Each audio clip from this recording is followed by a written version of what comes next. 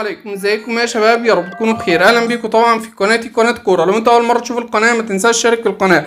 طيب الفيديو دوت هتعرف ايه؟ هتعرف موعد مباراه نادي الاتحاد السعودي ونادي فولهام الانجليزي، مباراه وديه هتتلعب استعدادا للموسم القادم بالنسبه طبعا لنادي الاتحاد السعودي، وهيلعب مع فريق انجليزي علشان يشوف مستوى نادي الاتحاد اللي هو بطل الدوري السعودي. هل بطل الدوري السعودي هيقدر يكسب فريق كان موجود في المراكز العشرة الاولانيه في الدوري الانجليزي ولا مش هيقدر عليه؟ هنعرف باذن الله، وهتعرف معاه القنوات الناقله والمعلقين وكل حاجه. لا، المعلقين ما تحددوش، انا اسف، المعلقين ما تحددوش. اما بالنسبه للتطبيق الناقل للمباراه هو تطبيق STC TV، هو ده التطبيق الرسمي الناقل للمباراه الرسمي. طيب لو انت بقى عاوز حاجه مش رسميه، ممكن تلاقي موقع يلا شوط وكوره لايف بيذيعوا المباريات مجاني كلها، او بث مباشر موجود على الفيسبوك. ولكن التطبيق الرسمي هو انك تروح على متجر بلاي وتنزل تطبيق STC، هتلاقي المباراه موجوده عليه، بس تدفع رسوم الاول، او انك تلاقيها متشيره في اي مكان مجاني.